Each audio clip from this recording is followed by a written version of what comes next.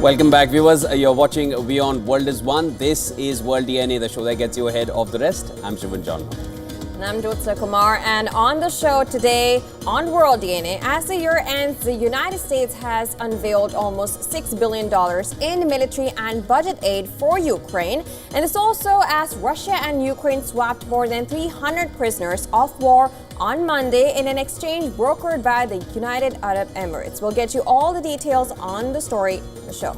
Also on World DNA, news from West Asia, the Islamist group Hayat Tahrir al-Sham HTS carried out a security campaign near the capital Damascus in Syria. Dozens of new military police were deployed in Adra town in search of former President Bashar al-Assad's militiamen. Under the new authorities, security forces launched an extensive campaign targeting what they say are Assad militia and loyalists. We'll track that story for you closely as well. They send a lot more lined up for you right here on DNA. Let's start with the headlines. 3, 2, 1, 0. India adds another milestone in its space journey as ISRO launches successfully and completes separation of satellites for its key space docking experiment.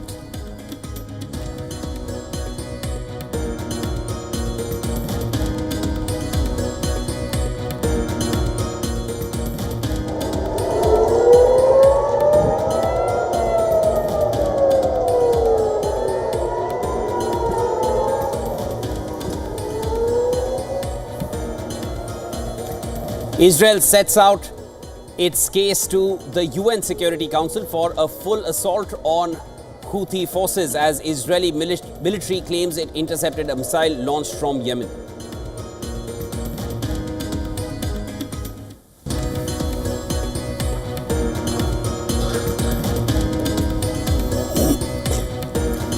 South Korean court issues arrest warrant for impeached and suspended President Yoon Suk-yeol over his short-lived bid to impose martial law.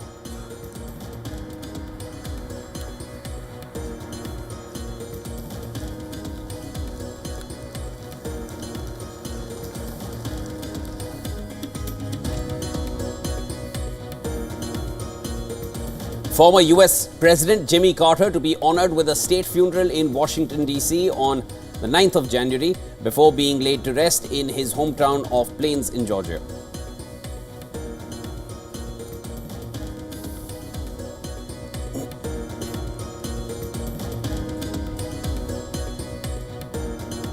London Mayor Sadiq Khan, TV icon Stephen Fry, and former English football manager Gareth Southgate knighted by King Charles in new honours list. UK post office scandal victims also recognised.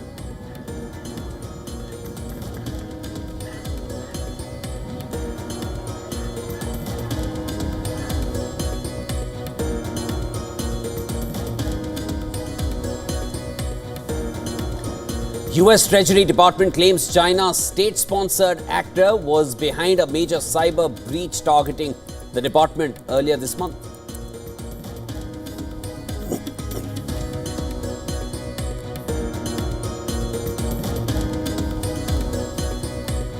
Barcelona's appeal to register Dani Olmo has once again been rejected. This development leaves the club with just 24 hours to find a solution or risk losing the midfielder they signed for $60 million.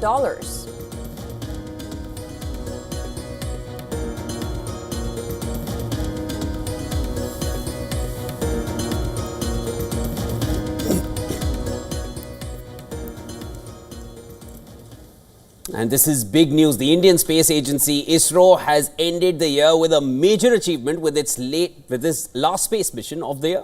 Now, ISRO has launched Space Docking Experiment or SpaDex mission, and this marks a major milestone in India's space exploration efforts. 10, 9, 8, 2, 1, 0. Plus 5 seconds. Lift off normal.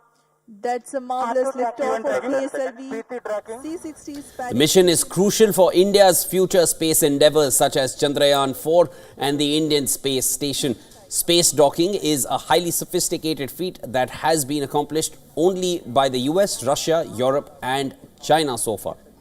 The Indian-made twin SpaDex satellites weighing 220 kg each have been placed in the orbit by the PSLV C-60 rocket. ISRO also informed that primary SpaDex spacecraft A and B has successfully separated. The PSLV C-60 rocket has lifted off from the Satish Dhawan Space Center in Sriharikota from India's southeast coast. First stage separation. This stage burns on high. यान के सभी तंत्र सामान्य प्रदर्शन कर रहे हैं और यान उद्देश्य कक्षा की ओर बढ़ रहा है। यह द्वितीय चरण है। I'm really happy to announce the successful accomplishment of the launch of PSLV C-60 for the SpaDex mission. The rocket has placed the satellites in the right orbit, which is 475 kilometer circular orbit. So I would like to say that the panels of the satellites have been deployed successfully. So congratulations to the entire team of the PSLV project who put the satellite in the right orbit. Also the SpaDex team who worked a very innovative, novel, cost-effective docking demonstration mission using two small satellite bus architecture. So congratulations to them as well. And also two very important parties of this mission is the POEM-4, where we have 24 payloads hosted, which are from the startups, industries, academic institutions, research laboratories, and also from ISRO centers. Our principal correspondent Siddharth MP sent us this report from the launch site. Take a look. India is now embarking on its most challenging space mission yet. This is particularly the most challenging space mission in Earth orbit. So this will be a mission where two satellites will be hurled into space at a speed of 28,000 kilometers per hour. And after being hurled into space, these two satellites will actually, go on a trajectory where one chases the other. This is the most remarkable part of this mission, where over the next 10 days, these satellites will gradually chase each other. One will chase the other, and at that time, they will gradually try to sync their velocities and direction of movement. And at that time, one of these satellites will dock with the other, or one of these satellites will gradually attach itself to the other. Now you can see the PSLV majestically lifting off and the characteristic roar of the solid motors reverberating all around Sriharikota over here. So over the next 10 days, these two satellites will dock or perform what is known as a space handshake.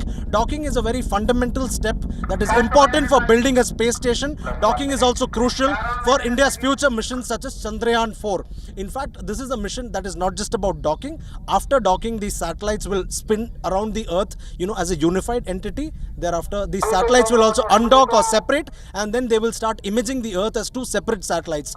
Thereafter, if fuel remains, ISRO chief told us that these satellites will again attempt docking subject to mission requirements. So multiple docking is a kind of possibility that ISRO is exploring with this mission. The other speciality is that there are at least 24 experiments on board the final stage of that rocket. It includes robotic arms. It also includes a walking robotic arm, and also experiments to test various technologies of civilian and military applications. There are also certain technologies that are being used to grow plants in space, which is a very crucial experiment when humanity wants to establish long-term presence in space. So that is how crucial SpaDex is for India. From Satish Dhawan Space Center in Sriharikota, Siddharth MP, WION World is One.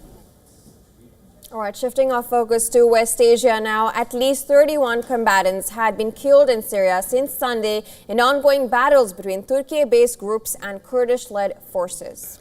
Patches of northern Syria are controlled by Kurdish-led administration whose de facto army, the Syrian Democratic Forces, SDF, spearheaded the fight that helped defeat the Islamic States in 2019. Now, Turkey accuses the main component of the SDF, the People's Protection Units, YPG, of being affiliated with the militant Kurdistan Workers' Party, PKK, which both Washington and Ankara consider a terrorist group. Now, 7 pro-Turkish fighters were killed in clashes on Monday in the northeastern Manbij region in the Aleppo province. And this is according to Syrian Observatory for Human Rights.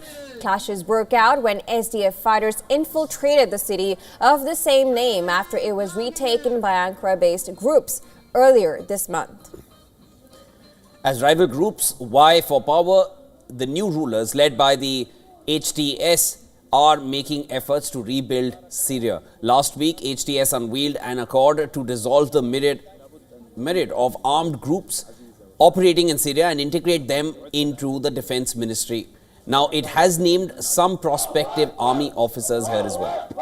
Now, a decree published on the Telegram account of Shara's General Command listed 49 people to be made commander. The War Monitor said the top 7 highest ranks of those promoted seem to be all from HTS, most of them very close to Shara.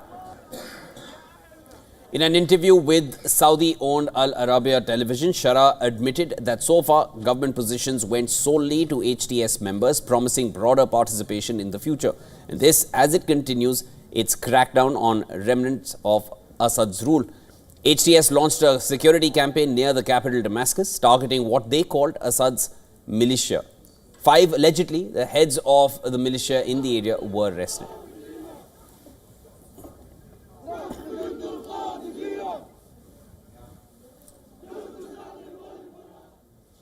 Well, we're nearly near 2025 now, and people in Gaza continue to suffer. Many Gazans have lost their loved ones to extreme cold. Now, this is, of course, as heavy rains have battered the region and further has added to the plight. Most recently, strong winds and rain destroyed dozens of tents in Deir al-Balah, leaving displaced families struggling to repair shelters. Now, these shelters have been flooded and has damaged essential supplies, and at least 6 people, including infants, have died from hypothermia and cold exposure in recent days. It rained. Although it wasn't heavy rain, it was mild rain. And look what happened to us. We were flooded. The wooden poles of the tent broke. We barely fixed it. The water seeped inside and on the mattresses and my children's clothes. I changed the children's clothes this morning to their underwear. They were sleeping and soaked wet to their underwear. Due to the rain yesterday, water gathered over the worn out tents and broke them, broke the wood, and the water went down on those asleep. And we got up at 3 a.m. to try and gather what is left of the tent.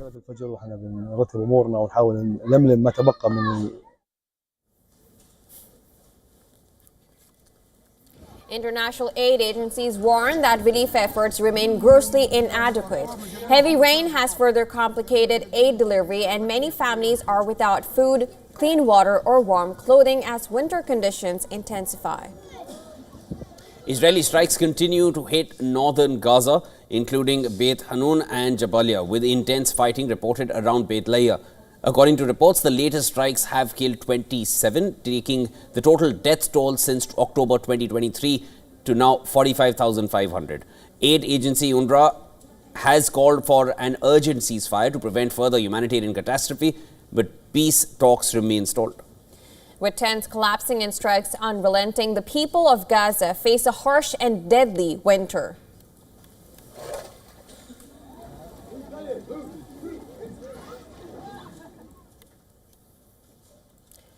All right, as the year comes to an end, there was something to cheer for Russia and Ukraine. Both the countries swapped more than 300 prisoners of war in a deal brokered by UAE.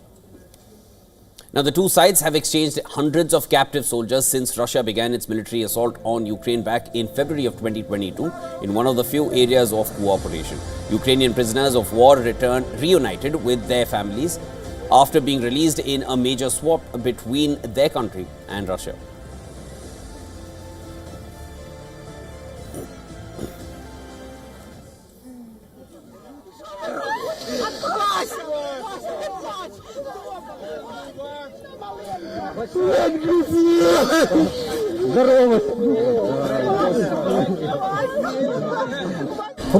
I feel shocked. I don't know how to describe it. My whole body is full of goosebumps. It was very unexpected. I simply have no words. Ukrainian President Volodymyr Zelensky said Kiev received 189 people as part of the deal, including soldiers, border guards, and 2 civilians from the Russian-occupied city of Mariupol. Visuals released by Ukrainian Presidential Press Service showed happy faces as they were sitting in the bus. Russia's defense ministry said in a statement that each side freed 150 prisoners of war, a lower number than given by Zelensky. At the same time, the situation is very different on the battlefield. Russia claimed to have taken control of yet another settlement as part of its ongoing offensive in the Donetsk region, while Ukraine on the same day reported repelling multiple Russian attacks. The Russian Defense Ministry said in a briefing that its forces captured the village of Novotroitsky, 12 kilometers southwest of the city of Pokrovsk, a key front in Moscow's operations in the area over the past 24 hours. Now, Russia has reportedly continued strikes on Ukrainian facilities, while Ukraine claimed to have destroyed Russian facilities. Russian Defense Ministry said that the forces struck Ukrainian forces' manpower and equipment assembly points in 148 locations, destroying infrastructure at one military airfield and one fuel depot.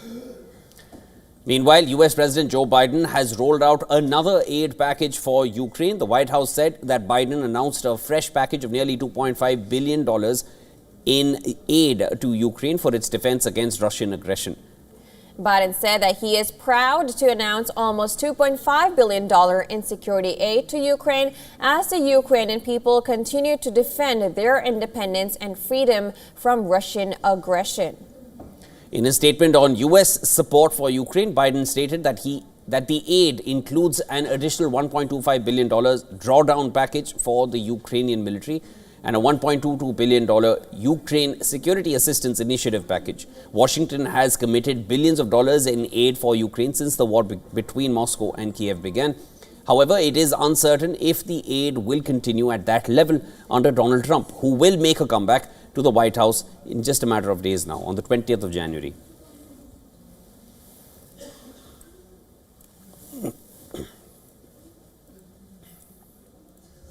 Former U.S. President Jimmy Carter will be honored with a state funeral before being laid to rest in his hometown.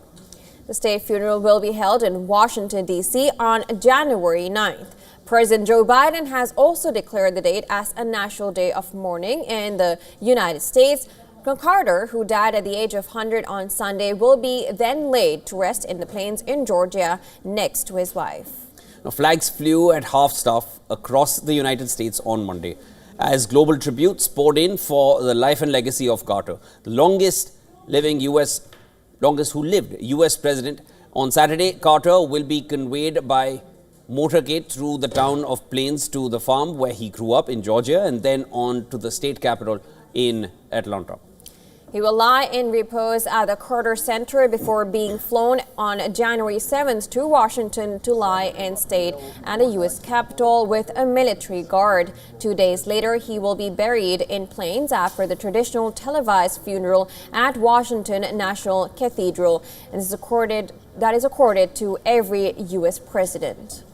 Carter will be laid to rest next to his wife, Rosalind. The former president was married for 77 years to Rosalind, a fellow Plains native who had known Carter her entire life. By the time she died at age 96 in November last year, it was the longest presidential marriage in U.S. history.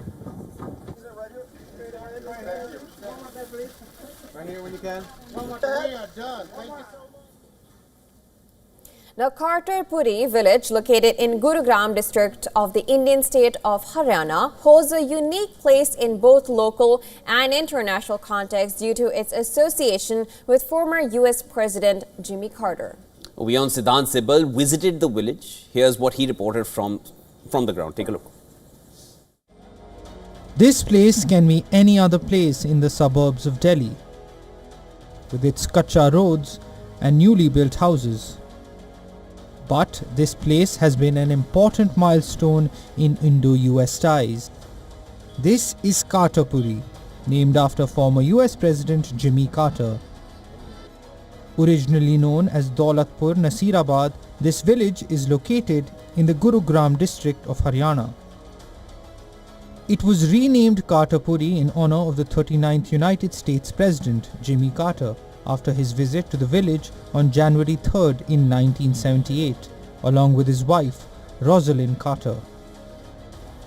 Old-timers recall his visit fondly, many in their 90s now, while the young mention the stories told by the elders with great interest. How the village became a center of attraction with high security presence. Many say that his visit spurred the development of the village. There were a lot of government cars that came. The fields were sowed, Kacha houses were whitewashed and there were so many cars. He was also taken to a gas plant. He was made to wear the traditional clothes of our place, like a cap and shirt and a shawl. 10 women at the school in this village did his tika, and other 10 made him wear a traditional shawl. There was nothing here, no lanes and no wells. Everything got built when he came.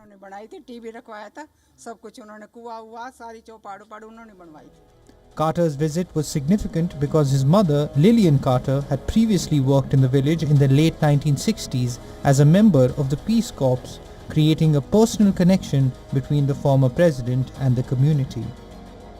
The village celebrated when Carter won the Nobel Peace Prize in 2002. Carter was the third US president to visit India. His 1978 India visit was aimed at resetting Indo-US ties. During the visit, he held talks with former Indian Prime Minister Morarji Desai, got a public reception at Ramlila Maidan. But the one that is remembered today is his visit to village Puri. The village is part of the urban sprawl of Gurugram, one of India's rapidly developing regions. It has a history that locals won't forget. The economy of Puri is closely tied to the industrial development of Gurugram. Many residents work in nearby factories, Indian military, and small businesses catering to the local economy.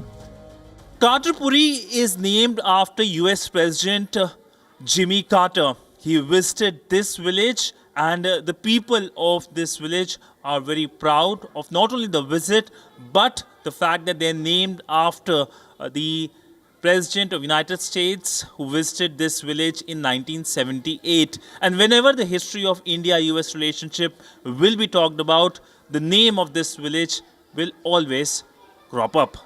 With video journalist Dheeraj Patel, Siddhant Sibal for WION in Puri, Haryana. Protests intensified in Kenya recently, driven by widespread concerns over a series of abductions targeting government critics. On Monday, demonstrators had gathered in Nairobi to demand the release of individuals which are believed to have been detained or taken by authorities. As tensions escalated, police responded with tear gas to disperse the crowd, leading to the arrest of opposition, those who refused to leave while holding on to a chain. This comes after 4 social media users disappeared in the month of December following the sharing of AI-generated images of President William Ruto, which was deemed offensive by government supporters. Other than this, 7 individuals are suspected to be missing, prompting opposition Senator Okia Omtata to file a case in the High Court seeking their release. And what we are calling for, what we are demanding is for young people, those who have been abducted, to be released. We have a constitution, we have the rule of law. If there's an issue, call the individual, let them be investigated, arrested.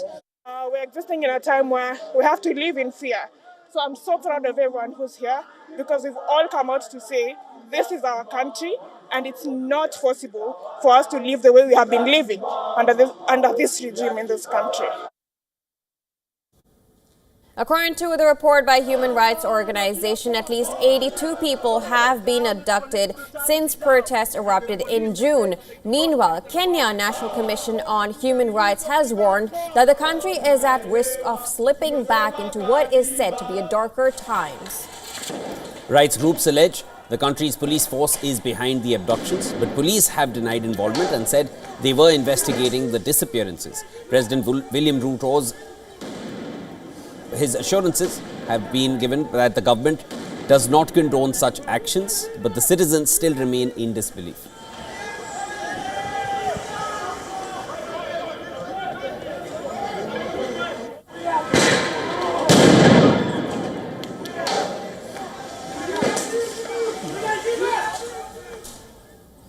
Right, we'll slip into a short break, but we'll be right back with World DNA on the other side. But before we go, here's a look at all the climate stories that are making headlines worldwide.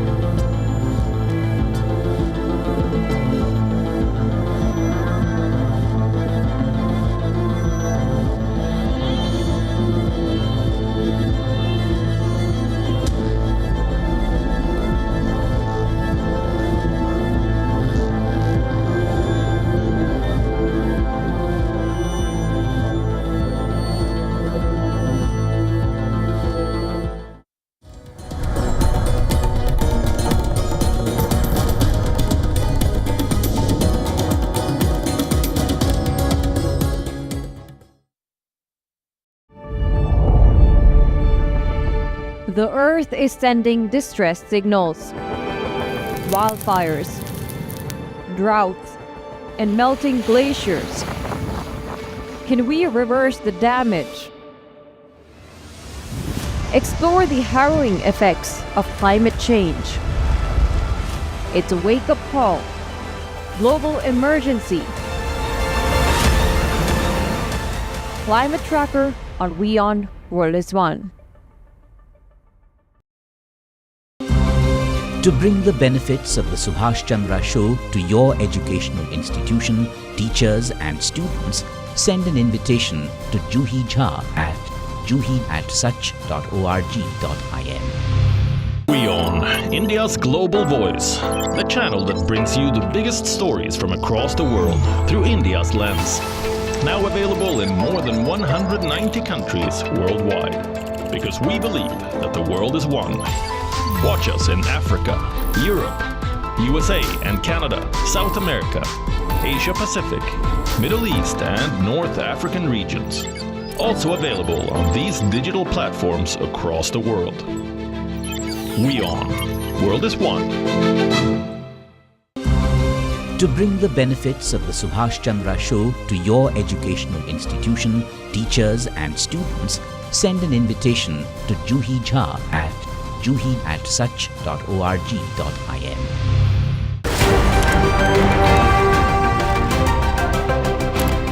Ready to dive into your daily dose of news?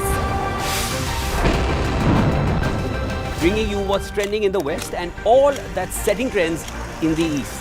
And all of this served up with a side of insightful banter. We don't just bring you the latest stories. We bring you your talking points for the day. And while you do that, from the busy streets of New York, I will provide you with deeper insights on the developments through the course of the day in the US. And I will be here at the WION headquarters, getting you all the action from the universe of sport. All that you need to know about your favorite teams and players, right here. The show that keeps you ahead of the global curve. A conversation you'd want to be a part of. A place where news becomes an engaging exchange. We bring you stories that impact your present. This is World DNA. Join the conversation.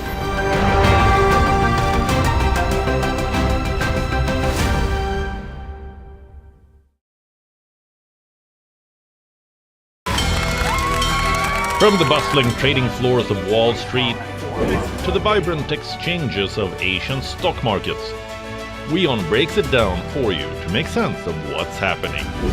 As we reveal the key factors behind events, strategic battles, and the game-changing business decisions that shape the world. We bring you all of this and more on World Business Watch.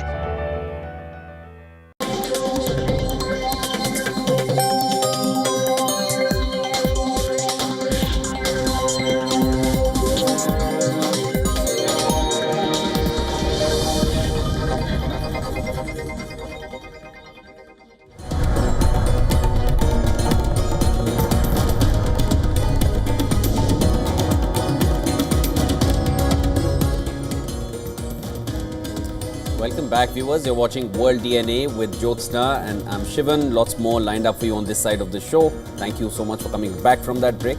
Let's start with the headlines. 3, 2, 1, 0. Plus 5 seconds. India adds another milestone in its space journey as ISRO launches successfully and completes separation of satellites for key space docking experiment.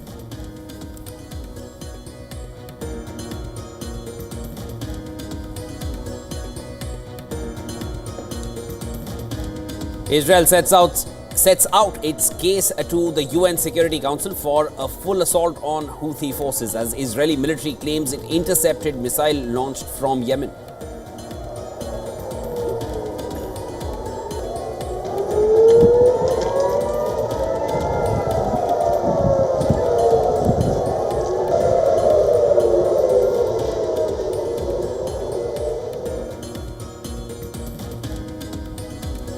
South Korean court issues arrest warrant for impeached and suspended President Yoon Suk-yeol.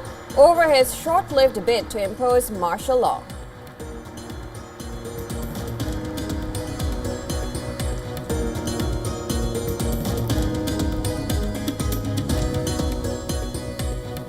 Former US President Jimmy Carter to be honored with a state funeral in Washington, D.C. on the 9th of January before being laid to rest in his hometown of Plains in Georgia.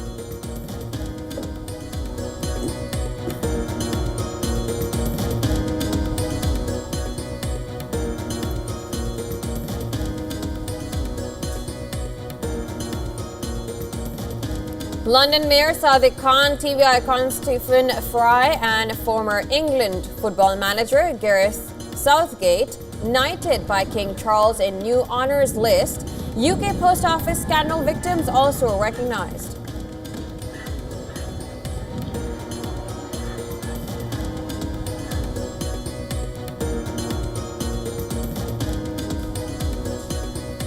US Treasury Department claims China's state-sponsored actor was behind a major cyber breach targeting the department earlier this month.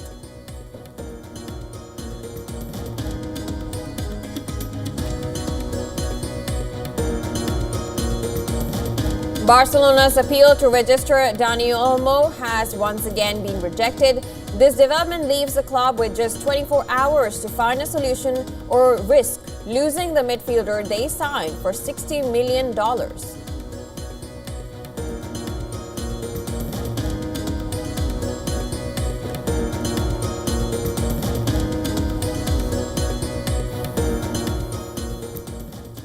In 2024, a total of 270 terrorists were killed by security forces in Pakistan's restive Khyber Pakhtunkhwa province. Now, this included some high-profile militants with bounties on their heads. According to a report of the Provincial Police Department, the security forces arrested 802 suspects during the anti-terror operations. While in the cases related to terrorism, the conviction rate also increased significantly from 13% last year to 38% in 2024. However, the operations took a heavy toll on the security forces as 149 policemen were killed and 232 injured in the line of duty. The report also highlights that under the National Action Plan, security forces conducted over 12,600 search and strike operations in the northwestern province, resulting in the arrest of nearly 68,000 suspects. Now, in these operations, high-profile terrorist groups were targeted, leading to the elimination or capture of key commanders. Apart from that, the report said that enhanced intelligence-led operations and stricter law enforcement measures resulted in a decrease in major crimes such as robbery, kidnapping, and illegal arms trafficking. During anti-narcotics operations in the Khyber Pakhtunkhwa province, over 28,000 kilograms of various drugs were seized that include crystal meth, heroin, and hashish.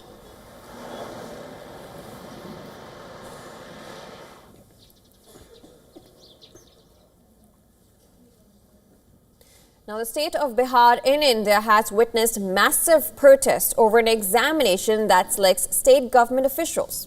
Students and aspirants have been calling for reexamination of Bihar Public Service Commission or BPSC prelim examinations. Now, a delegation of 10 aspirants held talks with State Chief Secretary, and this came a day after students demanding re-examination were lathi charged by Bihar police.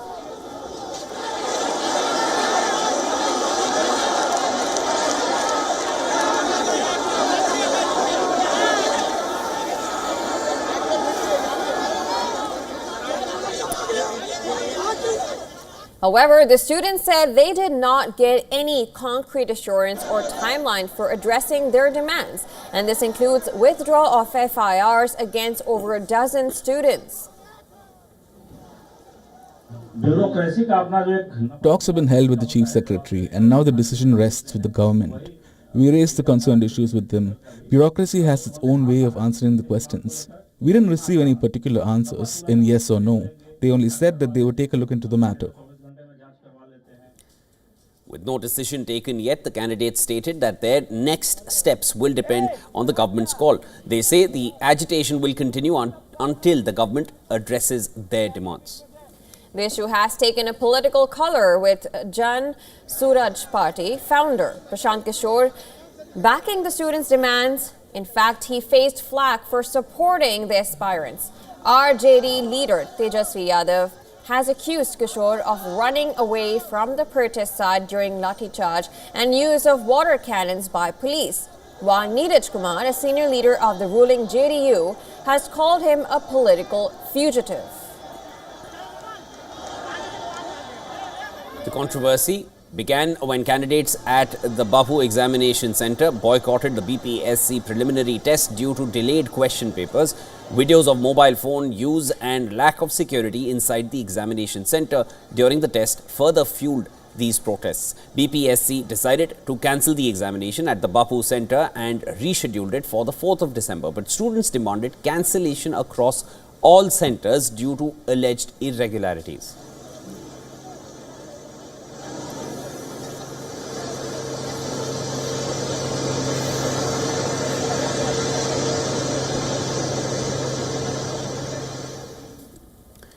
Parts of North India are bracing for a freezing start to the new year as cold wave conditions intensify. And we have to say it has been quite a cold morning last few days. Absolutely. And with the new year coming in, the Indian Meteorological Department has predicted severe cold wave conditions in Himachal Pradesh, Jammu and Kashmir, Punjab, Haryana and Rajasthan from the 30th of December to 2nd of January. Now, the state of Uttar Pradesh is going to witness rain and thunderstorms, while western and eastern Uttar Pradesh will experience a significant drop in temperatures by up to 6 degrees as rain clears up. Dry weather is then expected from Sunday onwards. Light to moderate snowfall will continue in parts of Himachal Pradesh, including Chamba, Kullu and Spiti, with heavy snow expected in some regions until the 29th of December. Cold waves and dense fog will follow from 30th December.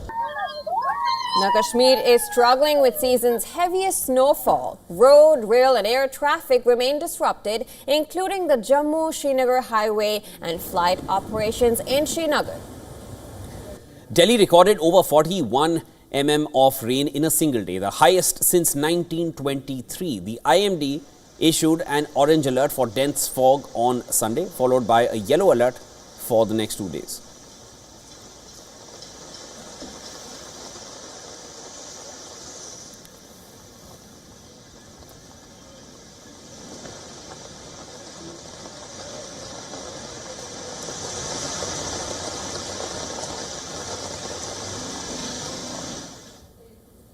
Now, Sri Lanka is facing a devastating outbreak of African swine fever, now spreading from pig farms to wild boar population.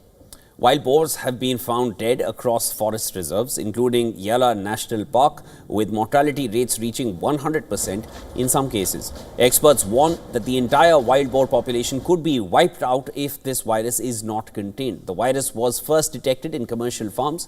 Sri Lankan government now says that the highly contagious virus is believed to have entered the country through an unlawful pork consignment in 2023 or infected food wastes used as animal feed. Authorities are investigating both possibilities. The government is now contemplating extreme measures, including destroying the remaining domestic swine population and disposing of pork products to ensure that the country is virus-free. This would enable a fresh start for the pork industry with the possibility of importing new stock. The outbreak also raises questions about the country's biosecurity measures, with critics pointing to lack of regulation and poor surveillance as factors in the spread of the disease.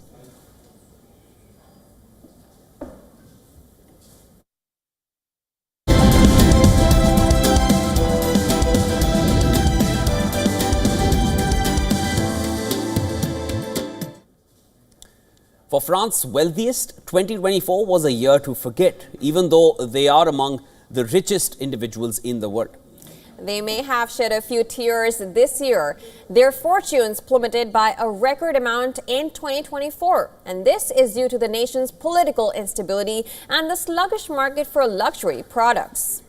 Now, according to the Bloomberg Billionaires Index, 3 of the wealthiest billionaires in the world, François Pinault, François Bettencourt, Myers and Bernard Arnault, had $70 billion wiped off their wealth in the last year itself. Among the major losers in the French stock exchange were the industry behemoths they oversee, including LVMH, L'Oreal and Kering. Kering, which owns Gucci, lost an incredible 41% of its value. Even more so for Arnold, who became the wealthiest man in the world during the pandemic because of skyrocketing sales of cosmetics and luxury products. However, now he has lost more money than anyone else, and that is $31 billion. Arnold has fallen to the 5th place on the rich list. Despite high hopes, the luxury goods market in China stalled in 2024 as customers cut back on spending due to the country's slowing economy. Investor interest in France's assets was dampened by the country's unstable politics. The industry is still facing some challenges. However, there are signs of hope as investors try to position themselves for a possible recovery. Maybe the wealthy will once again continue to amass vast fortunes in 2025.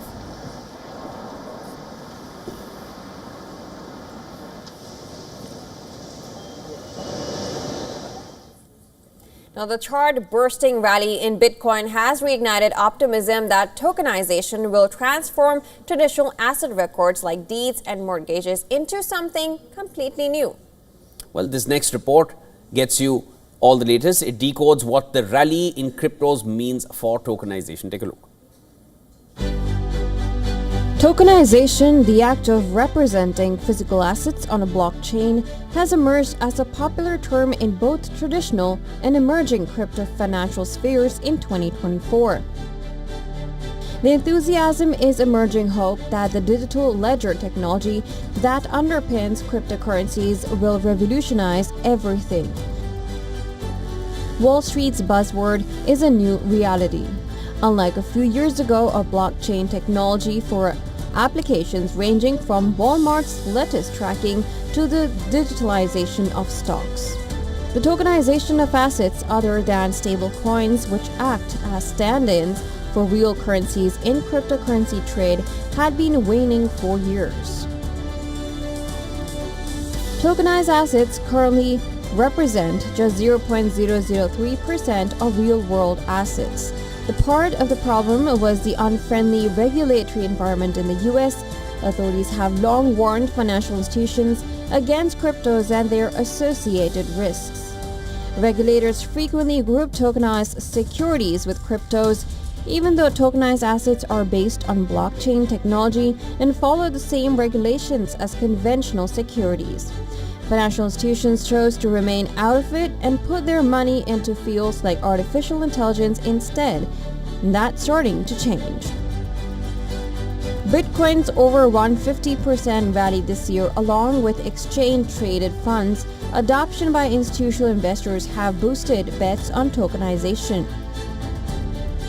Hopes for a more favorable regulatory framework for crypto by President-elect Trump.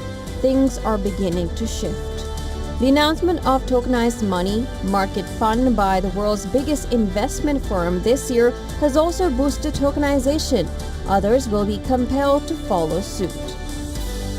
Rob Krugman, Chief Digital Officer at Broadridge, said, "By tokenizing those assets, it enables natural efficiency." Krugman added, "It may even be bigger than the internet. It's fundamentally rethinking the way the markets work." The debut of several money market funds is imminent. Many of these funds are planning to invest in U.S. Treasuries. The Boston Consulting Group projects that tokenize fund assets under management might surpass $600 billion by 2030. That is significantly up from the current level of about $2 billion. New rules for the use of tokenized assets as collateral are being considered by the Commodity Futures Trading Commission. This would make these tokens more useful. Some argue that tokenization can reduce transaction costs and times while improving the liquidity of an asset and making it available to more investors. The regular mom-and-pop investor will finally have access to assets which were out of reach previously. Business Bureau Report, WION The World.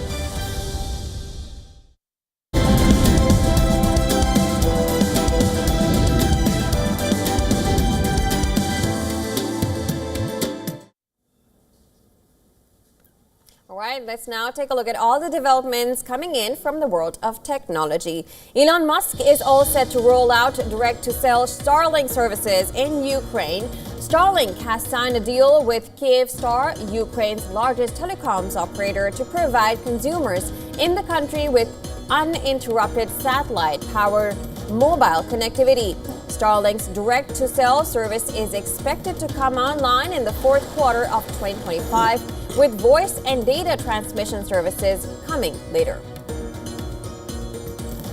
However, do note that this is not the first time Starlink will be used in Ukraine. When Russia invaded Ukraine in 2022, Ukrainian forces relied on Starlink to maintain communications with each other.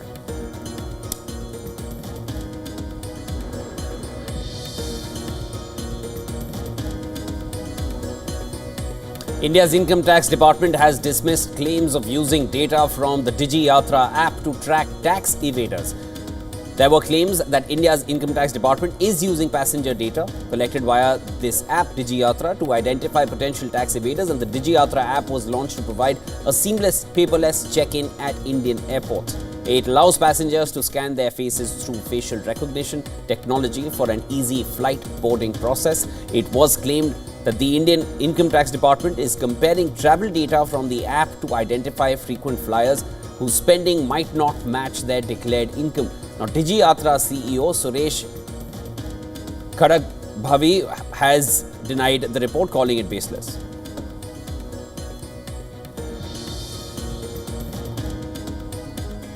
The Spotify users were in for a nasty surprise after they found sexually explicit material on the music streaming platform while searching for certain artists. Many users complained of getting pornographic videos in the search results. Spotify has now removed the videos from the platform, and this is not the first time such content has been flagged off by Spotify users. In 2022, sexually explicit audio as well as other content like graphic nudity and album art were found on the platform.